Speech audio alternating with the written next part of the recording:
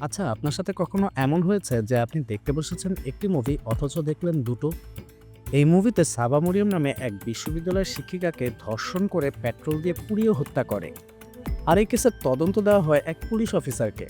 Police officer তদন্তকারীদের খুঁজে বের করেন। তার মানে এখানেই তো মুভি শেষ হয়ে যাওয়ার কথা, ঠিক না? কিন্তু আসলে মুভি শুরু হয় এখান থেকেই। আসলে কারা অপরাধী? এই মুভিটি দেখলে আপনার মনে খালি প্রশ্ন জাগবে, অপরাধী সত্যি কারা? সাবা মরিয়মকে কি আসলেই ধর্ষণ করে হত্যা করা হয়েছিল নাকি অন্য কিছু? সবকিছুই যেন একটি ধাঁধা।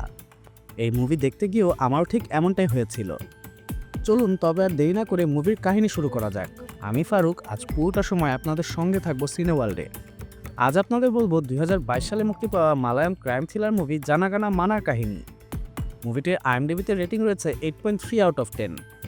মুভিটির প্রত্যেকটা অংশই রোমাঞ্চকর, আপনাকে এক সেকেন্ডও স্ক্রিন থেকে চোখ সরাতে দেবে না। মুভিটি মুক্তির পরই বেশ সাড়া ফেলে দিয়েছিল এর স্পর্শকাতর গল্পের জন্য। আর এই মুভিটির সিনেমাটোগ্রাফি এবং মিউজিক এক কথায় অসাধারণ। চলুন তাহলে আর দেরি না করে শুরু করা যাক আজকের মুভির গল্প। মুভির শুরুতে দেখানো হয় জুলাই 2014 কাহিনী। রামনগর জেলা কোর্ট আরবিনকে সাজা শুনিয়েছে। পুলিশ তাকে আদালত থেকে কারাগারে নিয়ে যাচ্ছে। সে সময় কেউ একজন পিছন থেকে আরবিনদের কাছে হাত রেখে সান্ত্বনা দেয়। এরপরে আনবিত পিছনে ফিরে তার স্ত্রীর দিকে তাকায়। তার স্ত্রী অঝরে কান্না করছে। পুলিশ আরবিনকে নিয়ে যায়। এরপরে দৃশ্য দেখানো হয় বর্তমানের। রাতের অন্ধকারে ভেক্টর বাইকে করে যাচ্ছে আর ফোনে কথা বলছে। সে ফোনে কথা বলার জন্য সামনে থাকা রড ভর্তি গাড়ি প্রথমে সে খেয়াল করে না। আর যখনই সে খেয়াল করে তখনই সে ব্রেক করে। গাড়ির টাল সামলাতে না পেরে বাইক নিয়ে পড়ে যায় রাস্তায়। তার চোখের চশমাটাও নিচে পড়ে যায়। সে সময় মাথায় তার আঘাতও লাগে। চশমাটা রাস্তা থেকে তুলে চোখে লাগায় আর কিছু একটা দেখে ভয় পেয়ে যায়। তার চশমায় ধরা হয় ক্যামেরা। দেখানো হয় আগুন জ্বলছে কোথাও। এরপরে দৃশ্য দেখানো হয় হোম মিনিস্টার নগেশ্বর রাওকে। তিনি এখন হাসপাতালে তার নাতির বেডের সামনে বসে আছেন। তার নাতি নিউমোনিয়া আক্রান্ত হয়ে হাসপাতালে ভর্তি। সে সময় নগেশ্বর রাওকে দেখে বোঝা যায় সে কিছুটা উদ্বিগ্ন। তখন একজন পুলিশ অফিসার জানায় যে একটি সমস্যা হয়ে গেছে। এরপর একটি নিউজ চ্যানেলের অফিস দেখানো হয়, যেখানে পরের দিন খবরের কাগজ প্রিন্টের জন্য কাগজ সাজানো হচ্ছে। কিছু খবর দেখা যায় সেখানে। ওই সময় সম্পাদক একটি নতুন ব্রেকিং খবরের জন্য সংবাদপত্রের প্রথম পেজ পরিবর্তনের নির্দেশ দেন, যা মূলত হঠাৎ করে এসেছিল এবং পূর্বের খবরের পরিবর্তে তা প্রথম পৃষ্ঠায় প্রকাশ করার প্রস্তুতি নেন। এরপরে দেখানো হয় পেট্রোল পাম্পের কাছে একটি মেয়ের মৃতদেহ উদ্ধার করছে পুলিশ। মৃতদেহটির পুরো শরীর পেট্রোল দিয়ে জ্বালিয়ে দিয়েছে, আর এর ফলে হয়তো তার মৃত্যু হয়েছে। দুজন মহিলাকে নিয়ে আসে পুলিশ মৃতদেহ শনাক্তের জন্য। জানা যায় মৃত মেয়েটির নাম সাবা মরিয়ম। সাবা একজন ভার্সিটির শিক্ষিকা। যে দুজন মহিলাকে আনা হয়েছে তারা সাবা মরিয়মের মা এবং বোন। সাবার মা নিজের মেয়ের মৃতদেহ দেখে সেখানেই অজ্ঞান হয়ে মাটিতে পড়ে যান। এরপরে দেখা যায় ভার্সিটির হলরুমে একটি শোকসভার আয়োজন করা হয়েছে সাবার জন্য। সেখানে উপস্থিত আছে ভার্সিটির ভিসি এবং অন্যান্য শিক্ষার্থী। সে সময় দেখা যায় ভিসি বসে বসে অত্যন্ত বিরক্ত হচ্ছিলেন। এরপরে ভিসিকে ডাকা হয় কিছু বলার জন্য। ভিসি বলেন সাবা সেই দিন রাতে ওইখানে কি করছিল এই বিষয়টা কেউই জানে না। ধর্ষণ করে তারপরে পুড়িয়ে মেরে ফেলেছে সাবাকে। আর সাবার জন্য ভার্সিটির বদনাম হচ্ছে এখন। তাই সাবা সম্পর্কে আর কোনো কিছু হবে না এই ভার্সিটিতে। তার এই কথা শুনে বোঝা যায় সে সময় ভিসি সাবাকে অত্যন্ত অসম্মান করেন। সে সময় দেখা যায় শিক্ষার্থীরা রেগে যায় ভিসির এই আচরণে। ভিসি মঞ্চ থেকে নেমে আসে। তখন মঞ্চে উঠে আরেকটি মেয়ে। তার নাম হচ্ছে গৌরী। গৌরী ভার্সিটির স্টুডেন্ট ইউনিয়নের প্রেসিডেন্ট, আর সেই সাথে সাবার একজন ছাত্রীও। সে বলে সাবা মরিয়মকে আমরা কখনোই ভুলে যেতে পারবো না, কারণ তিনি আমাদের হৃদয়ে থেকে যাবেন সব সময়। সে বলতে থাকে তিনি আমাদের কত ভালোবাসতেন সেটা আমরা কখনোই ভুলে যাব না। আর এখন আমাদের দায়িত্ব সাবা ম্যাডামকে ন্যায় পাইয়ে দেওয়া। এরপর আমাদের দেখানো হয় ফ্ল্যাশব্যাক। ফ্ল্যাশব্যাকে সাবা ছিল একজন ভালো শিক্ষক। ছাত্রছাত্রীদের সাথে তার সম্পর্ক ছিল বন্ধুত্বপূর্ণ। সবসময় ছাত্রছাত্রীদের সাথে তিনি হাসিমুখেই কথা বলেছেন। এরপর আবার আমাদের বর্তমানের কাহিনী দেখানো হয়, যেখানে সব ছাত্রছাত্রীরা সাবার মামলার ন্যায়ের দাবিতে সোচ্চার। সে সময় দেখা যায় তারা সবাই প্রতিবাদে ফেটে পড়ে। দাবি করতে থাকে যে যারা সাবাকে হত্যা করেছে তাদেরকে দ্রুত খুঁজে বের করে ফাঁসি দিতে হবে। আন্দোলন করতে থাকে তারা ক্যাম্পাসেই। তখন দেখা যায় বাইরের কিছু লোক এসে সেখানে দাঙ্গা বাঁধিয়ে দেয়। তখন পুলিশ ক্যাম্পাসে ঢুকে পড়ে। হামলা চালায় সাধারণ ছাত্রছাত্রীদের উপর। মিছিলের মধ্যে লাঠিচার্জ করে পুলিশ। সে সময় দেখা যায় অনেক শিক্ষার্থীকে পুলিশ আহত করে। নিউজ চ্যানেলের সংবাদও ছাত্রছাত্রীদের বিরুদ্ধেই কথা বলে। গৌরীও আহত হয়। গৌরী আতঙ্কিত এবং আহত অবস্থায় সামাজিক যোগাযোগ মাধ্যমে তাদের দুঃখজনক কাহিনী শেয়ার করতে শুরু করেন। অন্য কলেজের ছাত্রছাত্রীদের মধ্যে সচেতনতা ছড়িয়ে দেয়। অনেক কলেজের শিক্ষার্থীরা প্রতিবাদে অংশগ্রহণ করতে শুরু করে এবং তাদের দাবি নিয়ে টেলিভিশনে আলোচনা শুরু হয়। পুলিশ প্রতিবাদকারী শিক্ষার্থীদের উপর লাঠিচার্জ শুরু করে, যা মিডিয়ায় ব্যাপকভাবে আলোচনার জন্ম দেয়। আবারও দেখা যায় কিছু নিউজ চ্যানেল শিক্ষার্থীদের বিরুদ্ধেও কথা বলতে থাকে। শহরে খণ্ডযুদ্ধের পরিস্থিতি তৈরি হয়, যেখানে একদিকে সমাজের অন্যায় ও অবিচারের বিরুদ্ধে প্রতিবাদ হয়, চারিদিকে আন্দোলন শুরু হয়। পুলিশের উপর চাপ বাড়তে থাকে। সে সময় দেখা যায় হোম মিনিস্টার এসিপি সাজ্জান কুমারকে নিয়োগ দেয় এই সমস্যার সমাধানের জন্য। সাজ্জান কুমার একজন সৎ এবং ভালো পুলিশ অফিসার। তিনি আর তার ছেলে একসাথে থাকেন। তার স্ত্রী তার সাথে থাকে না, তার স্ত্রী আলাদা থাকে। অন্যদিকে দেখানো হয় ভার্সিটিতে এখনো আন্দোলন চলছে। পুলিশকে ভার্সিটির ভিতরে ঢুকতে দিচ্ছে না শিক্ষার্থীরা। তারা সবাই পুলিশকে ফিরে যেতে বলছে। সে সময় দেখা যায় আন্দোলনরত শিক্ষার্থীদের সামনে উপস্থিত হয় সাজ্জান কুমার। তিনি বলেন তাকে দায়িত্ব দেওয়া হয়েছে এই কেসের তদন্ত করতে। এখন যদি তারা সময় না দিয়ে এভাবে আন্দোলন করতে থাকে তাহলে তো অপরাধীদের ধরা সম্ভব না। শিক্ষার্থীদের সহযোগিতা চান এসিপি সাজ্জান কুমার। তারা যদি সহযোগিতা না করে তাহলে এই কেস তদন্ত করা একবারেই যাবে না। এবার শিক্ষার্থীরা সাজ্জান কুমারকে ভার্সিটির ভিতরে ঢুকতে দেয়। গৌরীর সাথে কথা বলে সাজ্জান। গৌরী বলে পুলিশ শুধু আন্দোলন আটকানোর জন্য ক্যাম্পাসে আসেনি, বরং তাদেরকে আঘাত করার জন্য পুলিশ ক্যাম্পাসে ঢুকেছিল। এই কথা বলে গৌরীকে ধমক দেয় সাজ্জানের সাথে থাকা এক পুলিশ অফিসার। সাজ্জান তাকে চুপ করায়। তারপরে কনস্টেবল মূর্তিকে বলে গৌরীর বয়ান নিতে। সে সময় এসিপি শিক্ষার্থীদের উপর পুলিশের নির্যাতনের জন্য দুঃখ প্রকাশ করেন এবং তাদেরকে আশ্বস্ত করেন যে তারা খুনিকে দ্রুত ধরার জন্য যথাসাধ্য চেষ্টা করবেন। এরপর আমাদের দেখানো হয় এসিপি সাজ্জান কুমার সাবা মরিয়মের পরিবারের সাথে সাক্ষাৎ করতে যান। সাবা মরিয়মের বাড়িতে যান তিনি। সেখানে সাবার মা আর বোনের সাথে কথা বলেন সাজ্জান। সাবার মা জানায় শিক্ষকতা পেশাটা খুব পছন্দ ছিল সাবার। স্টুডেন্টরা সবই ছিল সাবার জীবনে। সাজ্জান সাবার মাকে আশ্বস্ত করেন যে তারা খুব দ্রুতই সাবার হত্যাকাণ্ডের তদন্ত সম্পূর্ণ করবেন। এরপর আমাদের দেখানো হয় এসিপি সাজ্জান কুমার তার তদন্ত শুরু করেন। এর পাশাপাশি আমাদের আরও একটি ফ্ল্যাশব্যাকও দেখানো হয় সাবা মরিয়মের। সে তার পরিবার এবং শিক্ষার্থীদের নিয়ে খুব সুখী ছিল। সবসময় হাসি খুশি থাকতো সাবা মরিয়ম।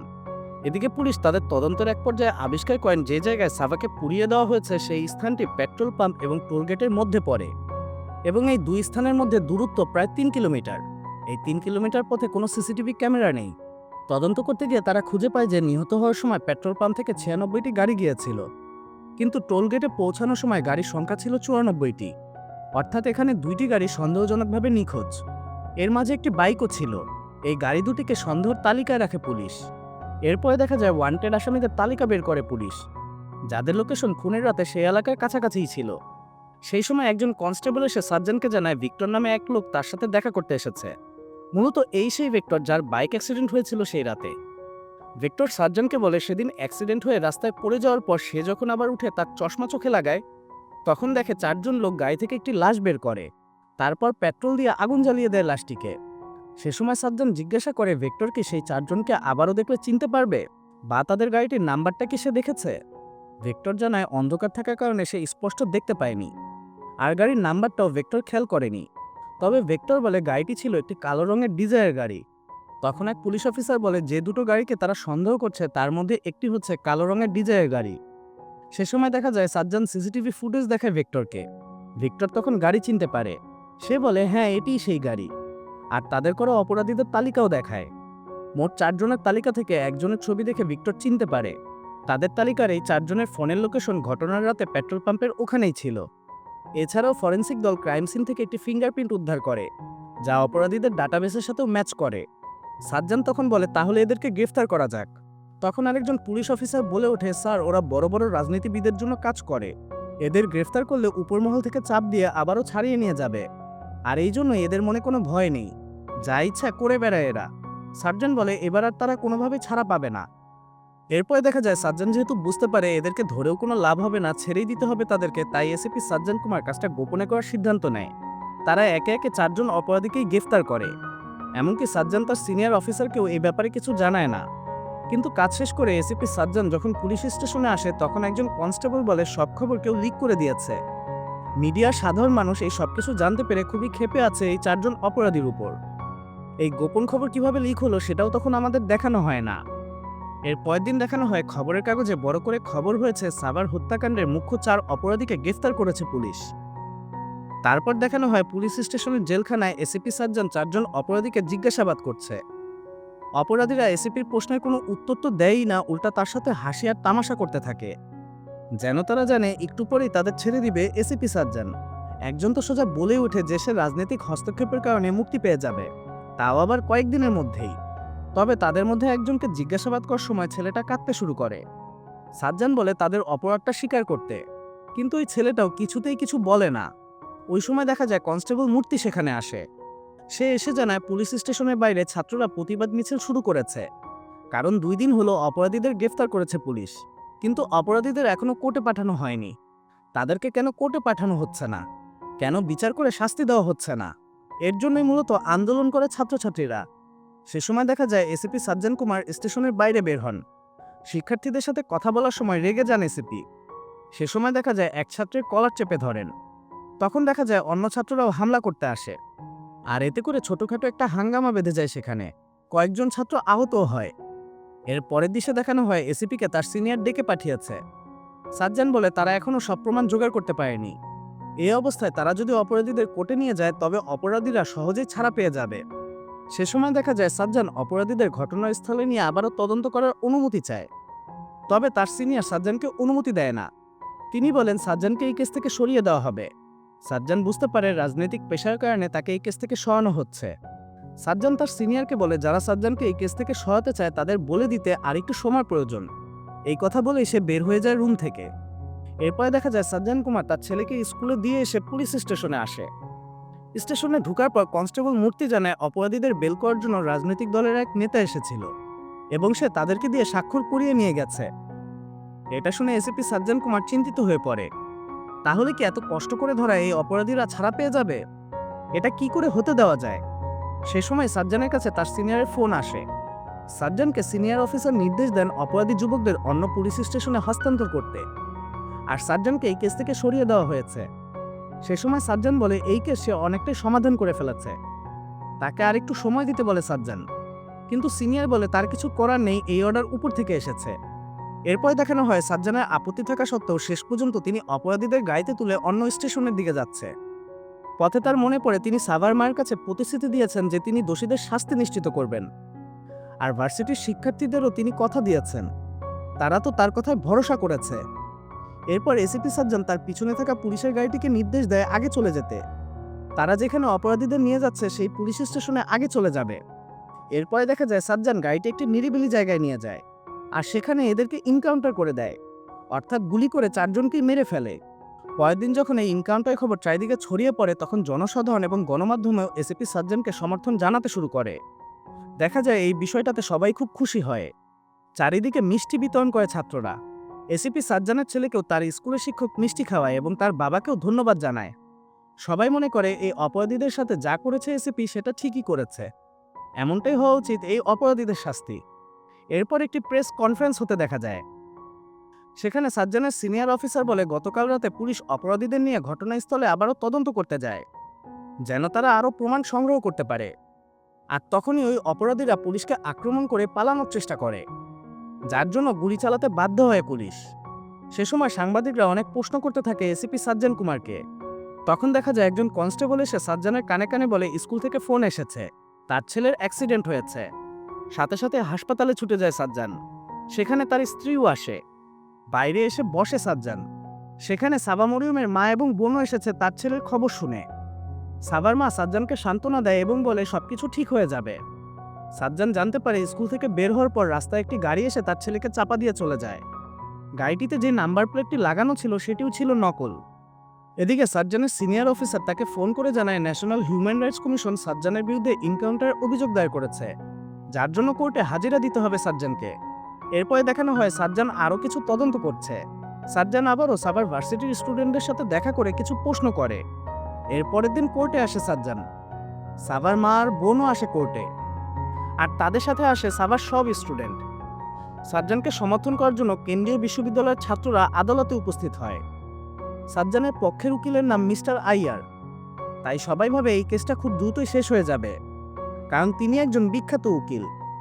এরপর আরও একজন উকিলকে দেখা যায় যার নাম হচ্ছে স্বামীনাথ। এর ফুল মিনিং হচ্ছে আরবিন্দ, আর ওনার নামই হলো আরবিন্দ স্বামীনাথ।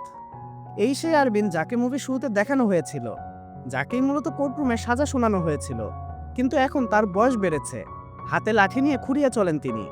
তারপরে কোর্টে বিচার কার্য শুরু হয়। সাজ্জানের পক্ষের উকিল মিস্টার আইয়ার একটি পুরনো গল্প তুলে ধরেন, যেখানে 1989 সালে একটি ধনী পরিবারের ছেলে বাসের মধ্যে একটি মেয়েকে বিরক্ত করছিল, কিন্তু দেখা যায় কেউই সাহায্যের জন্য এগিয়ে আসেনি। তখন 18 বছর বয়সী একজন যুবক সামনে এসে ধনী ছেলেটির হাত ভেঙে দেয়, কিন্তু পরে সেই যুবকের বিরুদ্ধে দায়ের করা হয় হত্যা অভিযোগ এবং তাকে বহু বছর আদালতে লড়তে হয়। আর আমার সিনিয়র সেই কেসটি লড়েছিলেন এবং তিনি কেসটা জিতেও ছিলেন। তখন তিনি কোর্টে আরও একটি কথা বলেন, একটা দেশের সম্মান ঠিক ততটুকুই যতটুকু সম্মান দেশের মহিলাদের দেয়। আমার এই ঘটনা বলার কারণ হলো আজকের কেসটাও সেই দিনের কেসের মতোই। সাবা মরিয়মকে ধর্ষণ করে পুড়িয়ে মেরে ফেলা হয়েছে, আর এসিপি সাজ্জান কুমার তাদের ঘটনাস্থলে নিয়ে যায় তদন্ত করার জন্য। আর তখন তারা পালানোর চেষ্টা করে, তাই বাধ্য হয়ে গুলি করতে হয় এসিপিকে। এখানে কেউ বলুক এসিপি ভুল কাজ করেছে, আমি তার সামনে দাঁড়াবো।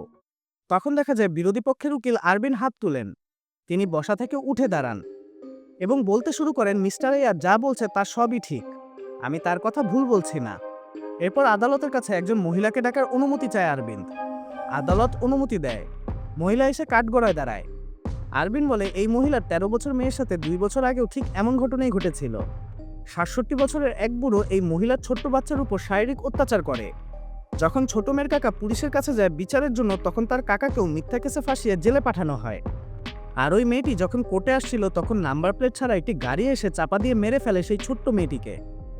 আর এই মা আজ পর্যন্ত তার ন্যায় বিচার পায়নি। তাহলে মিস্টার আইয়ারের কথা অনুযায়ী সেই বুড়ো লোকটাকেও ইনকাউন্টার করে দেওয়া উচিত, তবেই তার শাস্তি হবে। তাহলে সেই বুড়ো লোকটাকে মারা হলো না কেন?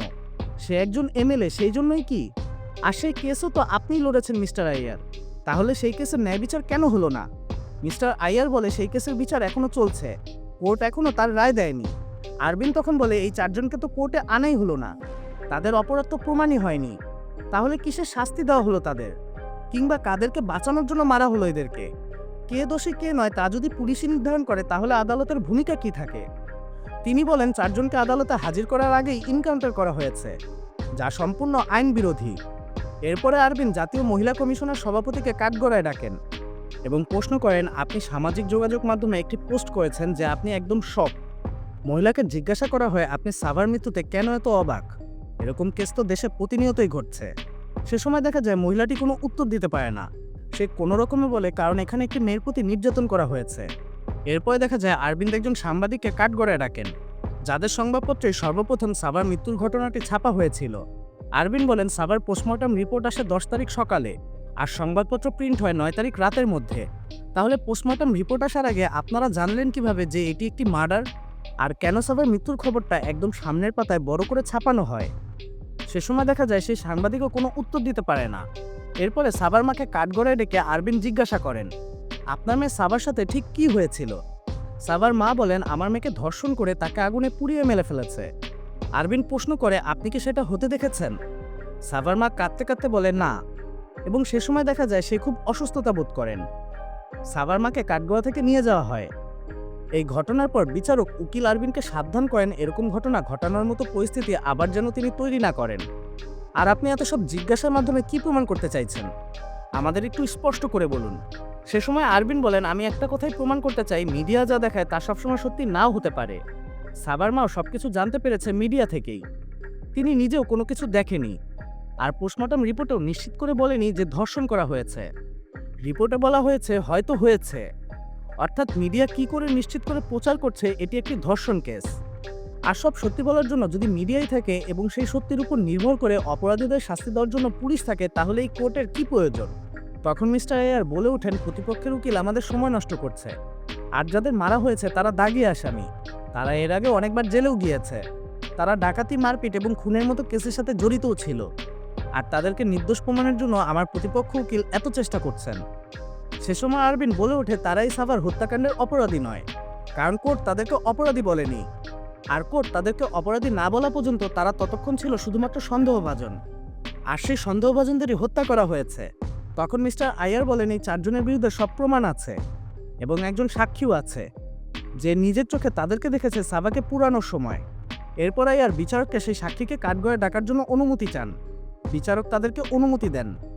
আবারও বিচারক কড়া আচরণের জন্য আরবিনকে সাবধান করেন। এরপর সেই সাক্ষী ভিক্টরকে আনা হয় কাঠগড়ায়। মিস্টার আইয়ার ভিক্টরকে জিজ্ঞাসা করে, সেদিন ঠিক কি দেখেছিলে? সে সময় ভিক্টর পুলিশকে দেওয়া তার বয়ান পুনরাবৃত্তি করেন। সে সময় দেখা যায় আরবিন আসে ভেক্টরকে প্রশ্ন করতে। আরবিন বলে, আপনি দেখেছেন 4 জন সেই লাশ পোড়াচ্ছে। ভেক্টর তখন সম্মতি জানায়। তখন আরবিন প্রশ্ন করে, তাহলে গাড়ি কে চালাচ্ছিল? মিস্টার আইয়ার বলেন, এটি কোন ধরনের প্রশ্ন? সেই 4 জনের একজনই হয়তো গাড়ি চালিয়ে সেখানে এসেছিল। আরবিন বলেন, কিন্তু পুলিশের রিপোর্ট অনুযায়ী সেই 4 জনের কেউই গাড়ি চালাতে জানতো না, এমনকি তারা বাইক পর্যন্ত চালাতে পারতো না। তাহলে গাড়ি চালিয়ে সেখানে আসা তো দূরের ব্যাপার। এখানে আরবিনদের প্রশ্ন হচ্ছে, তাহলে গাড়ি চালিয়ে সেখানে তাদেরকে কে নিয়ে আসলো? এর মানে দাঁড়াচ্ছে সেই গাড়িতে এখনো আরেকজন লোক ছিল, যাকে এখনো গ্রেফতারি করা হয়নি, আর এই 4 জনকে মেরে ফেলা হলো। এটা কেমন ন্যায় বিচার? তখন আদালতে উপস্থিত সবাই ভাবতে থাকে আরবিন তো ঠিকই কথা বলছে। তখন আরবিন একজন বুড়ো লোককে কাঠগড়ায় ডাকে।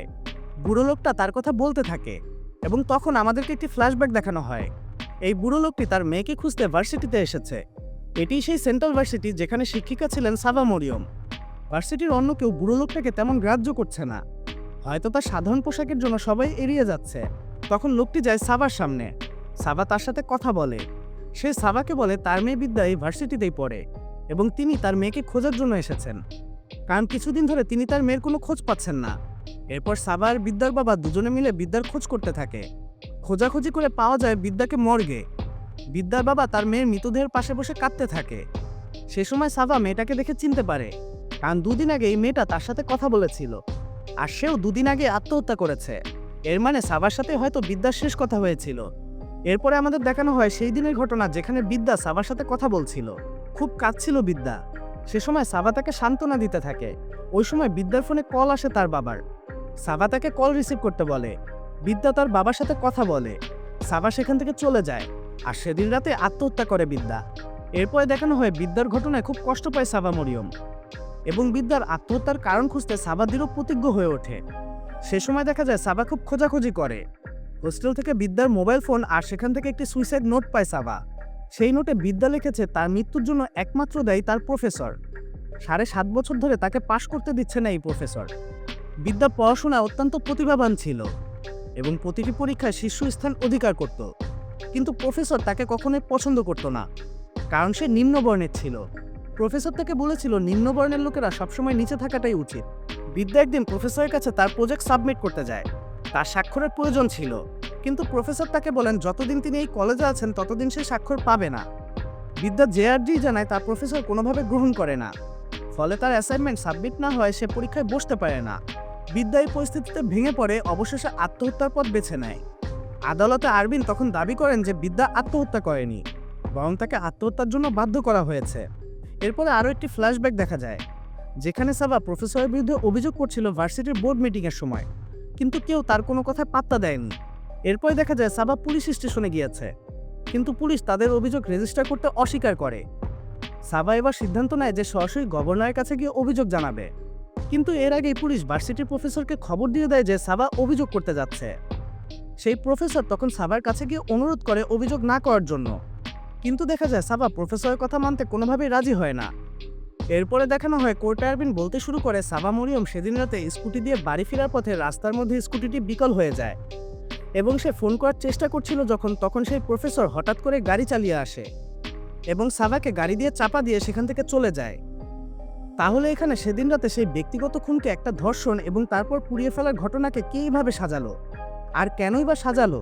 এমনকি স্বার্থ আছে এখানে তার। সবই যেন এখানে ধাঁধার মতো হয়ে উঠছে।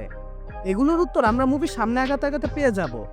এরপরে আমাদের দেখানো হয় আরেকটি ফ্ল্যাশব্যাক, যেখানে সেই মুভির শুরুর দৃশ্য হোম মিনিস্টারকে দেখা যায়, যেখানে তিনি হাসপাতালে আছেন তার নাতির সাথে।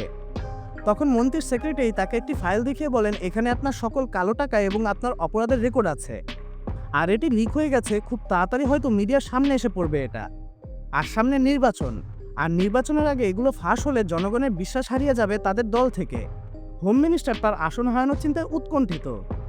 তারপরে আমাদের দেখানো হয় এক পুলিশ অফিসারকে, যেখানে তার কাছে জানানো হয় সাবা নামক এক প্রফেসর গাড়ি চাপা পড়ে মারা গেছে, রাস্তায় পড়ে আছে তার মৃতদেহ। তখন দেখা যায় সেই পুলিশ অফিসার পোস্টমর্টম করতে যেতে আদেশ দিতে যায়, কিন্তু তখন তাকে থামিয়ে দেয় এসিপি সাজ্জান কুমার। এই সেই এসিপি যে সাবা মরিয়মের কেসকে তদন্ত করছিল। সাজ্জান বলে, এই প্রফেসরের মৃতদেহই হবে ওই হোম মিনিস্টারের সমস্যার সমাধান। সাধারণ মানুষ আপনার ঘটনা ভুলে যাবে, আর এজন্য তাদেরকে দিতে হবে তার চেয়েও বড় কোনো চাঞ্চল্যকর তথ্য। এরপর সাজ্জান তার পরিকল্পনার কথা বলতে থাকে। সাবার মৃতদেহকে হস্তান্তর করা হয় এবং কিছু দাগী অপরাধীদের দায়িত্ব দেওয়া হয়। এই অপরাধীরা হলো সেই 4 জন যারা পুলিশের এনকাউন্টার শিকার হয়েছে। সাজ্জান সে সময় বলেন, আমাদের এই মৃতদেহ নিয়ে কিছু চাঞ্চল্যকর তথ্য বানানো প্রয়োজন। দেখানো হয় মৃতদেহের সঙ্গে 4 জন অপরাধীকে তুলে নিয়ে যাওয়া হয় এবং তাদেরকে মৃতদেহটিকে পুড়িয়ে দেওয়ার কথা বলা হয়। তারা সেই মৃতদেহটিকে পেট্রোল পাম্পের কাছে নিয়ে গিয়ে পেট্রোল দিয়ে জ্বালিয়ে দেয়। আর দেখানো হয় সেই গাড়িতে থাকা চালককেও, এবং রাস্তায় অ্যাক্সিডেন্ট করে সেই ভিক্টরকেও দেখা যায়। এরপর সংবাদপত্রের মাধ্যমে এই খবরটিকে প্রচারণা করা হয় ধর্ষণ এবং খুন হিসাবে, এবং এই খবর হোম মিনিস্ট্রির লোকেরাই সংবাদপত্রের অফিসে পৌঁছে দেয়। পুরো দেশ জুড়ে এটি একটি আতঙ্কিত পরিস্থিতি সৃষ্টি করে। দেখানো হয় বিশ্ববিদ্যালয়ের ছাত্রদের উপর লাঠিচার্জের ঘটনাও সার্জানের পরিকল্পনার অংশই ছিল। এই সব কিছুর অর্ডার সার্জান নিজেই দিয়েছিল। সেখানকার সকল নিষ্ঠুরতা এবং ঘটনার খবর দেশজুড়ে আলোচনার কেন্দ্রবিন্দুতে পরিণত হয়। প্রথমে মনে হয়েছিল সার্জান একজন নৈতিক পুলিশ অফিসার, কিন্তু পরে তিনি প্রকৃতপক্ষে একজন খারাপ মানুষ হিসাবে প্রকাশিত হন। এরপরে দেখানো হয় আদালতের দৃশ্যে যেখানে সার্জান এসে কাঠগড়ায় দাঁড়ায়, আর উকিল মিস্টার আয়ার বলতে থাকেন এই সব কিছুই মিথ্যে, সবই বানানো। কোনো প্রমাণ আছে আপনার কাছে? আরবিন বলে, এগুলো বানানো নয়, আমার কাছে যথেষ্ট প্রমাণ রয়েছে। তখন দেখা যায় কনস্টেবল মূর্তি এসে অন্য কাঠগড়ায় দাঁড়ায়। আরবিন বলেন যে সবকিছুই সার্জানের পরিকল্পনার আওতায় ছিল, তবে একটি জিনিস বাদে, যা হলো সেই ইনকাউন্টার। এই অর্ডার উপর মহল থেকে তাকে দেওয়া হয়েছিল। সার্জান সত্যিই 4 জন যুবককে গ্রেফতার করেছিলেন, কিন্তু তাদেরকে হত্যা করতে চাননি। এরপরে আবারও আমাদের ফ্ল্যাশব্যাক দেখানো হয়। সেখানে রাতে সার্জান কনস্টেবল মূর্তিকে অপরাধীদের থানায় নিয়ে যাওয়ার জন্য একটি গাড়ি রেডি করতে বলেন। মূর্তি গিয়ে দেখে গাড়িটি সার্ভিসিংয়ে গেছে, তাই তাদের ভ্যানে করে নিয়ে যেতে হবে। এটি জানানোর জন্য মূর্তি যখন সার্জানের কাছে আসে, তখন সে শুনতে পায় কেউ একজন সার্জানকে সেই অপরাধী 4 জনকে ইনকাউন্টার অর্ডার দিচ্ছে। এই অর্ডার দেন হোম মিনিস্টার। সেই সময় জনগণের মধ্যে ইনকাউন্টারের দাবি তীব্র ছিল, যা এই সরকারকে পুনর্জীবিত করবে, আর এটাই হলো হোম মিনিস্টারের আসন বাঁচানোর একমাত্র উপায়। তবে সার্জান এই অর্ডারে রাজি ছিল না, কিন্তু তাকে ইচ্ছার বিরুদ্ধে গিয়েও এটি করতে হয়। এরপরে ইনকাউন্টার দৃশ্য দেখানোর সময় দেখা যায় কিভাবে সার্জান যুবকদের হত্যা করেছিলেন। তারা সবাই দয়া এবং জীবন বাঁচানোর জন্য প্রার্থনা করছে। সার্জান কুমারের কষ্ট হয় এই কাজটি করতে, তার অনেক অনুশোচনা বোধ হয়। এর পরের দৃশ্য দেখানো হয় আদালতে।